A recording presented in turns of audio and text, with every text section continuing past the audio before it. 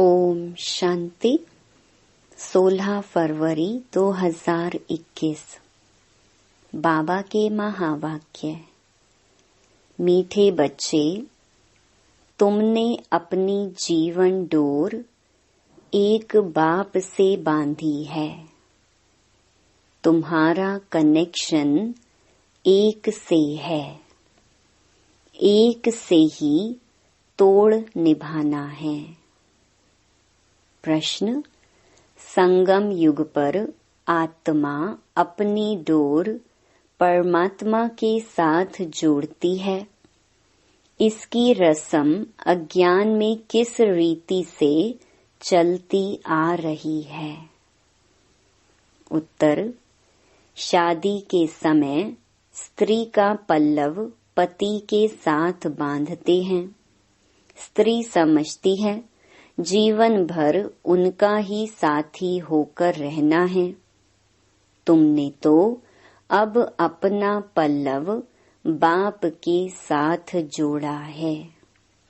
तुम जानते हो हमारी परवरिश आधा कल्प के लिए बाप द्वारा होगी। गीत। जीवन डोर तुम ही संग बांधी। ओम शांति। देखो, गीत में कहते हैं जीवन डोर तुमसे बांधी। जैसे कोई कन्या है, वह अपनी जीवन की डोर पति के साथ बांधती है। समझती है कि जीवन भर उनका ही साथी होकर रहना है। उनको ही परवरिश करनी है। ऐसे नहीं कि कन्या को उनकी परवरिश करनी है। नहीं, जीवन तक उनको परवरिश करनी है। तुम बच्चों ने भी जीवन डोर बांधी है। बेहद का बाप कहो, टीचर कहो, गुरु कहो, जो कहो, यह आत्माओं की जीवन की डोर परमात्मा के साथ बांधने की है। वह है हद की स्थूल बात, यह है सूक्ष्म बात। कन्या के जीवन की डोर पति के साथ बांधी जाती है, वह उनके घर जाती है। देखो, हर एक बात समझने की बुद्धि चाहिए। कलयुग में है सब आसुरी मत की बातें। तुम जानते हो हमने जीवन की डोर एक से बांधी है। तुम्हारा कनेक्शन एक से है। एक से ही तोड़ निभाना है, क्योंकि उनसे हमको बहुत अच्छा सुख मिलता है। वह तो हमको स्वर्ग का मालिक बनाता है। तो ऐसे बाप की श्रीमत पर चलना चाहिए। यह है रूहानी डोर। रूह ही श्रीमत लेती है। आसुरी मत लेने से तो नीचे गिरे हैं। अब रूहानी बाप की श्रीमत पर चलना चाहिए। तुम जानते हो हम अपनी आत्मा की डोर परमात्मा के साथ बांधते हैं, तो हमें उनसे 21 जन्म सदा सुख का वर्षा मिलता है। उस अल्प काल की जीवन डोर से तो नीचे गिरते आए हैं। यह 21 जन्मों के लिए गारंटी है। तुम्हारी कमाई कितनी जबरदस्त है, इसमें गफलत नहीं करनी चाहिए। माया गफलत बहुत कराती है। इन लक्ष्मी नारायण ने जरूर कोई से जीवन डोर बांधी, जिससे 21 जन्म का वर्षा मिला। तुम आत्माओं की परमात्मा से जीवन डोर बांधी जाती है कल्प कल्प। उनकी तो गिनती नहीं। बुद्धि में बैठता है हम शिव बाबा के बने हैं, उनसे जीवन डोर बांधी है। हर एक बात बाप बैठ समझाते हैं। तुम जानते हो कल्प पहले भी बांधी थी। अब शिव जयंती मनाते हैं, परंतु किसकी मनाते हैं पता नहीं है। शिव बाबा जो पतित पावन है, वह जरूर संगम पर ही आएगा। यह तुम जानते हो, दुनिया नहीं जानती है, इसलिए गाया हुआ है कोटो में को। आदि सनातन देवी देवता धर्म प्रायलोप हो गया है और सब शास्त्र कहानियां आदि हैं। यह धर्म है ही नहीं तो जाने कैसे। अभी तुम जीवन की डोर बांध रहे हो। आत्माओं की परमात्मा के साथ डोर जुटी हुई है। इसमें शरीर की कोई बात नहीं है। भल घर में बैठे रहो, बुद्धि से याद करना है। तुम आत्माओं की जीवन डोर बांधी हुई है। पल्लव बांधते हैं ना, वह स्थूल पल्लव है। यह है आत्माओं का परमात्मा के साथ योग। भारत में शिव जयंती भी मनाते हैं, परंतु वह कब आए थे यह किसको भी पता नहीं है। कृष्ण की जयंती कब, राम की जयंती कब है, यह नहीं जानते।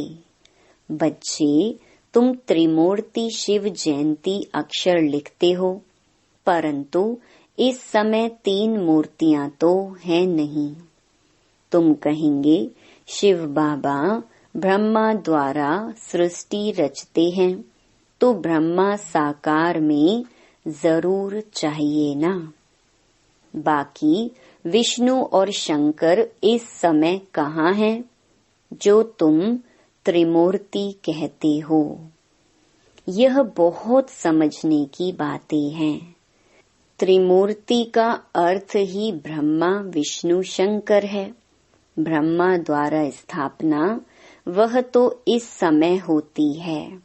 विष्णु द्वारा सतयुग में पालना होगी। विनाश का कार्य अंत में होना है। यह आदि सनातन देवी देवता धर्म भारत का एक ही है। वह तो सब आते हैं धर्म स्थापन करने। हर एक जानता है यह धर्म स्थापन किया और उनका संवत यह है।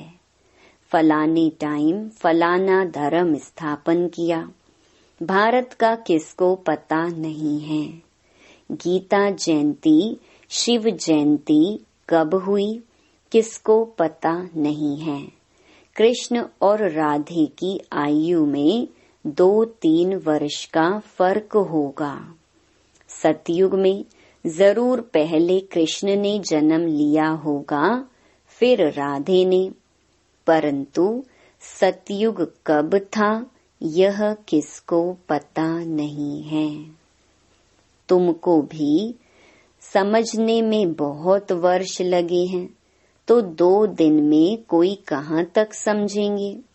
बाप तो बहुत सहज बताते हैं। वह है बेहद का बाप। जरूर उनसे सबको वर्षा मिलना चाहिए ना। ओ गॉड फादर कह याद करते हैं। लक्ष्मी नारायण का मंदिर है। यह स्वर्ग में राज्य करते थे, परंतु उनको यह वर्षा किसने दिया। जरूर स्वर्ग के रचयिता ने दिया होगा, परंतु कब कैसे दिया वह कोई नहीं जानते हैं। तुम बच्चे जानते हो, जब सतयुग था और कोई धर्म नहीं था। सतयुग में हम पवित्र थे, कलयुग में हम पतित हैं। तो संगम पर ज्ञान दिया होगा, सतयुग में नहीं। वहाँ तो प्रारब्ध है। जरूर अगले जन्म में ज्ञान लिया होगा। तुम भी अब ले रही हो। तुम जानते हो आदि सनातन देवी देवता धर्म की स्थापना बाप ही करेगा। कृष्ण तो सतयुग में था, उसको यह प्रारब्ध कहाँ से मिली? लक्ष्मी नारायण ही राधे कृष्ण थे, यह कोई नहीं जानते हैं। बाप कहते हैं, जिन्होंने कल्प पहले समझा था वही समझेंगे। यह सैपलिंग लगता है, मोस्ट स्वीटेस्ट झाड़ का कलम लगता है। तुम जानते हो आज से 5000 वर्ष पहले भी बाप ने आकर मनुष्य से देवता बनाया था। अभी तुम ट्रांसफर हो रहे हो। पहले ब्राह्मण बनना है। बाजोली खेलते हैं तो चोटी जरूर आएगी। बरोबर हम अभी ब्राह्मण बने हैं। यज्ञ में तो जरूर ब्राह्मण चाहिए। यह शिव व रुद्र का यज्ञ है। रुद्र ज्ञान यज्ञ ही कहा जाता है। कृष्ण ने यज्ञ नहीं रचा। इस रुद्र ज्ञान यज्ञ से विनाश ज्वाला प्रज्वलित होती है। यह शिव बाबा का यज्ञ पतितों को पावन बनाने के लिए है। रुद्र शिव बाबा निराकार है। वह यज्ञ कैसे रचे? जब तक मनुष्य तन में ना आए। मनुष्य ही यज्ञ रचते हैं। सूक्ष्म व मूल वतन में यह बातें नहीं होती। बाप समझाते हैं, यह संगम युग है। जब लक्ष्मी नारायण का राज्य था तो सतयुग था। अब फिर तुम यह बन रहे हो। यह जीवन की डोर आत्माओं की परमात्मा के साथ है। यह डोर क्यों बांधी है? सदा सुख का वर्षा पाने के लिए। तुम जानते हो बेहद के बाप द्वारा हम यह लक्ष्मी नारायण बनते हैं। बाप ने समझाया है, तुम सो देवी देवता धर्म के थे। तुम्हारा राज्य था। पीछे तुम पुनर्जन्म लेते लेते क्षत्रिय धर्म में आए। सूर्यवंशी राजाई चली गई, फिर चंद्रवंशी आए। तुमको मालूम है हम यह चक्र कैसे लगाते हैं। इतने इतने जन्म लिए। भगवानुवाच, हे बच्चे, तुम अपने जन्मों को नहीं जानते हो, मैं जानता हूँ। अब इस समय इस तन में 2 मूर्ति हैं, ब्रह्मा की आत्मा और शिव परम आत्मा। इस समय 2 मूर्ति इकट्ठी हैं, ब्रह्मा और शिव। शंकर तो कभी पार्ट में आता नहीं। बाकी विष्णु सतयुग में हैं। अभी तुम ब्राह्मण सो देवता बनेंगे। हम सो का अर्थ वास्तव में यह है। उन्होंने कह दिया है, आत्मा सो परमात्मा, परमात्मा सो आत्मा। कितना फर्क है। रावण के आने से ही रावण की मत शुरू हो गई। सतयुग में तो यह ज्ञान ही प्रायलोप हो जाएगा। यह सब होना ड्रामा में नोंद है ना। तब तो बाप आकर स्थापना करे। अभी है संगम। बाप कहते हैं, मैं कल्प कल्प कल्प के संगम युग पर आकर तुमको मनुष्य से देवता बनाता हूँ। ज्ञान यज्ञ रचता हूँ। बाकी जो हैं वह इस यज्ञ में स्वाहा हो जाने हैं। यह विनाश ज्वाला इस यज्ञ से प्रज्वलित होनी है। पतित दुनिया का तो विनाश होना है, नहीं तो पावन दुनिया कैसे हो। तुम कहते भी हो हे पतित पावन आओ, तो पतित दुनिया पावन दुनिया इकट्ठी रहेगी क्या? पतित दुनिया का विनाश होगा, इसमें तो खुश होना चाहिए। महाभारत की लड़ाई लगी थी, जिससे स्वर्ग के गेट खुले। कहते हैं यह वही महाभारत लड़ाई है। यह तो अच्छा है, पतित दुनिया खत्म हो जाएगी। पीस के लिए माथा मारने की दरकार क्या है? तुमको जो अब तीसरा नेत्र मिला है, वह कोई को नहीं है। तुम बच्चों को खुश होना चाहिए। हम बेहद के बाप से फिर से वर्षा ले रहे हैं। बाबा, हमने अनेक बार आपसे वर्षा लिया है। रावण ने फिर श्राप दिया। यह बातें याद करना सहज है। बाकी सब दंत कथाएं हैं। तुमको इतना साहूकार बनाया, फिर गरीब क्यों बने? यह सब ड्रामा में नोंद है। गाया भी जाता है ज्ञान, भक्ति, वैराग्य। भक्ति से वैराग्य तब हो जब ज्ञान मिले। तुमको ज्ञान मिला, तब भक्ति से वैराग्य हुआ। सारी पुरानी दुनिया से वैराग्य। यह तो कब्रिस्तान है। 84 जन्म का चक्र लगाया है, अभी घर चलना है। मुझे याद करो तो मेरे पास चले आएंगे। विकर्म विनाश हो जाएंगे और कोई उपाय नहीं। योग अग्नि से पाप भस्म होंगे, गंगा स्नान से नहीं होंगे। बाबा कहते हैं माया ने तुमको फूल मूर्ख बना दिया है। अप्रैल फूल कहते हैं ना। अभी मैं तुमको लक्ष्मी नारायण जैसा बनाने आया हूँ। चित्र तो बहुत अच्छे हैं। आज हम क्या हैं, कल हम क्या होंगे, परंतु माया कम नहीं। माया डोर बांधने नहीं देती, खींचातान होती है। हम बाबा को याद करते हैं, फिर पता नहीं क्या होता है, भूल जाते हैं। इसमें मेहनत है। इसीलिए भारत का प्राचीन योग मशहूर है। उन्हों को वर्षा किसने दिया, यह कोई समझते नहीं है। बाप कहते हैं बच्चों, मैं तुमको फिर से वर्षा देने आया हूँ। यह तो बाप का काम है। इस समय सब नरकवासी हैं। तुम खुश हो रहे हो। यहाँ कोई आते हैं, समझते हैं तो खुशी होती है। बरोबर ठीक है। 84 जन्मों का हिसाब है।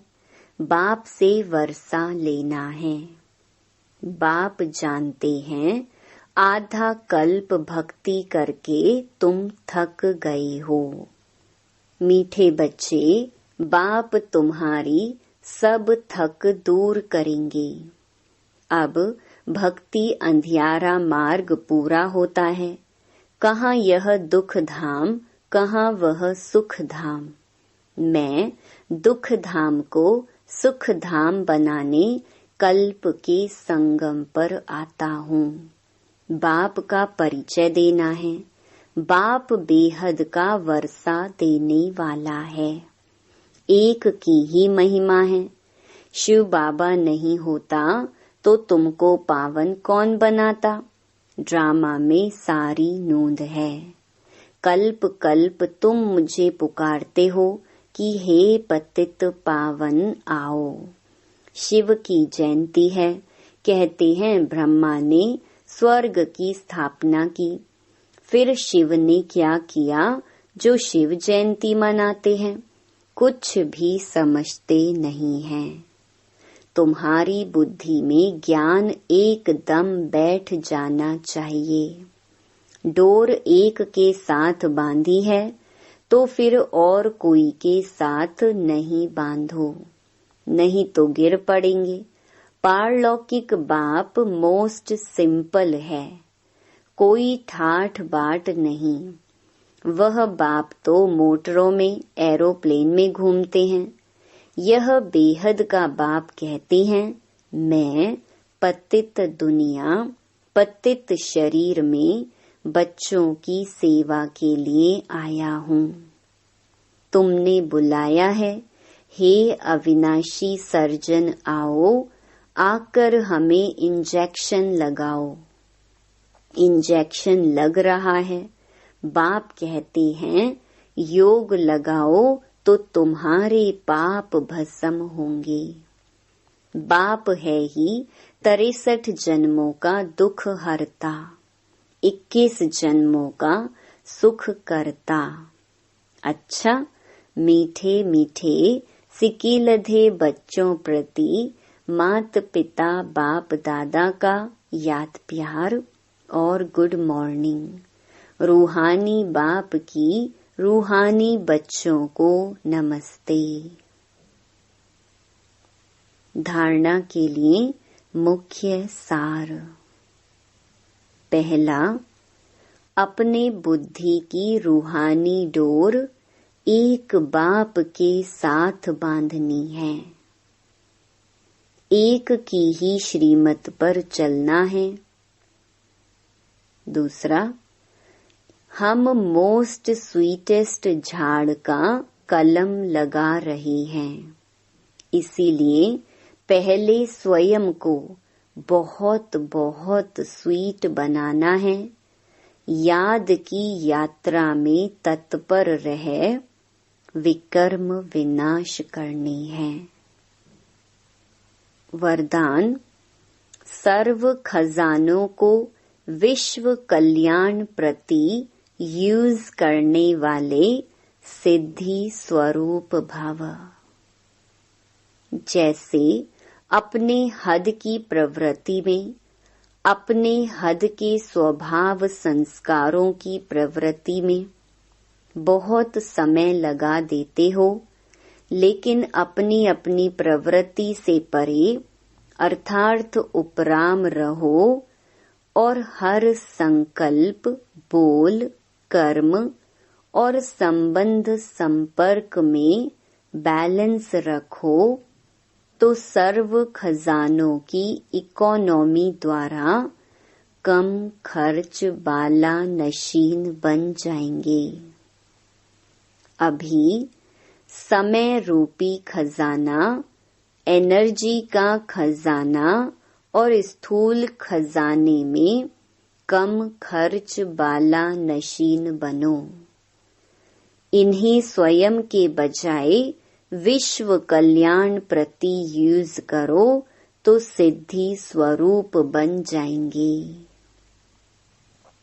स्लोगन, एक की लगन में सदा मगन रहो तो निर्विघ्न बन जाएंगे। ओम शांति।